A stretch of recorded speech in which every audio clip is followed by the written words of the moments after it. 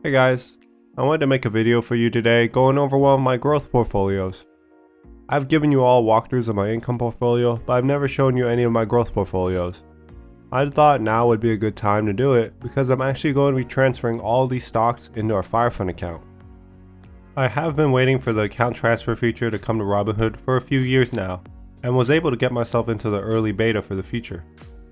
So, if you're ready, let's go check out this portfolio.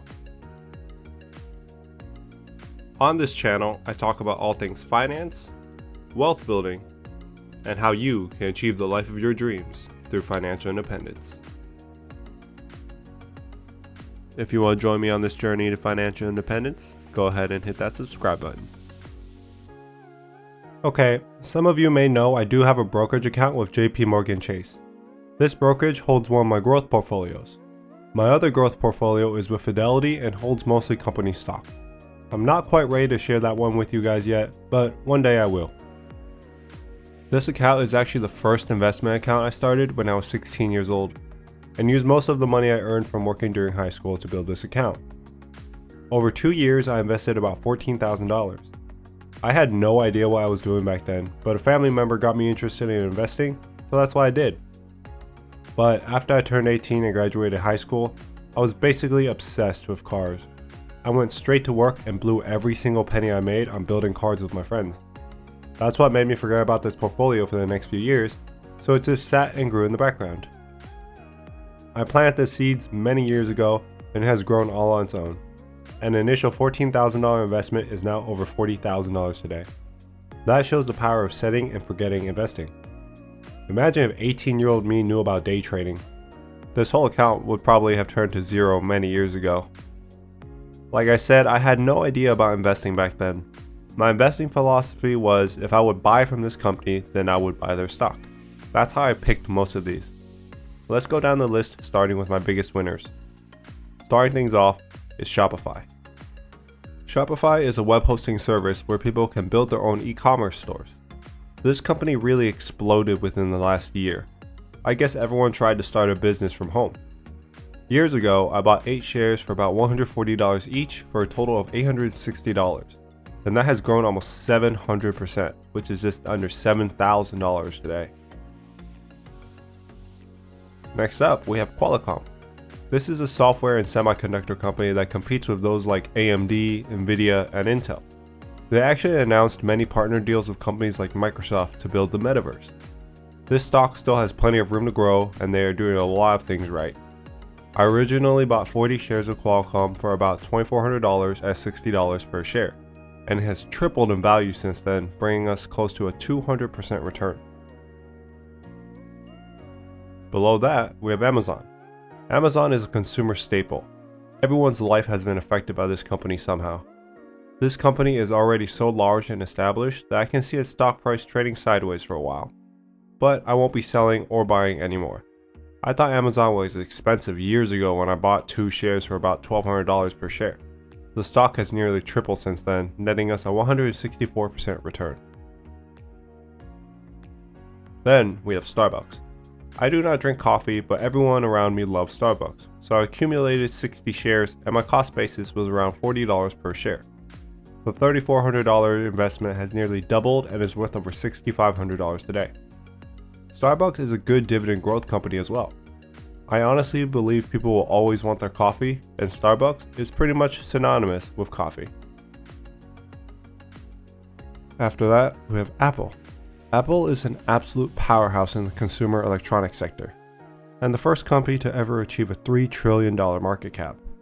I'm really sad that I sold off 100 shares back in October. At least I still have these shares, and my initial investment of $1,400 has nearly tripled. Going forward, I'm never going to sell these shares. If anything, I'm going to purchase a few more. Below that, we have Nvidia. This company is now the leader in semiconductor technology, both in the consumer and enterprise sectors. I can't justify buying any more of this company at its current price, but we have seen this stock skyrocket within the last 6 months. And my small $500 initial investment has provided returns of over 350%. Next up, we have Netflix. We have seen massive growth for this company over the last 2 years as people stayed home. Their subscriber growth is slowing down as things open up, but I can see this as a staple entertainment company with a strong recurring revenue business model. I only own 4 shares, but they have done well. My initial $800 investment is now worth over $2,100, which is a return of over 150%. Next up, we have AMD. I remember this stock clearly. Years ago, I bought 10 shares for $26 a share, and I convinced my friend to buy some too. He actually sold off all his shares once the stock hit $30.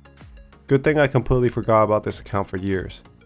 It's not much, but the small $260 investment has provided over 400% returns.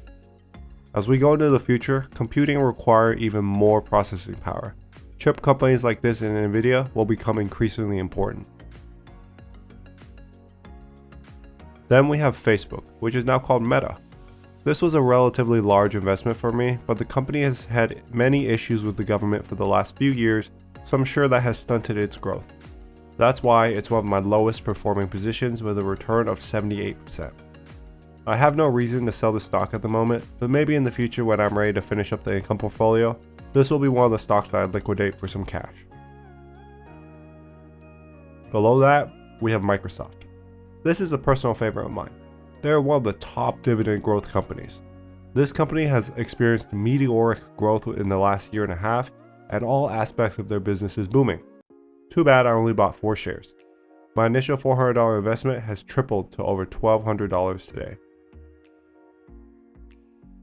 Lastly, we have 2 shares of SPHD in this account. I transferred this brokerage account to JP Morgan last year when I was consolidating accounts. I thought this would become my 5-fund account, so I picked up these 2 shares, not knowing what to buy.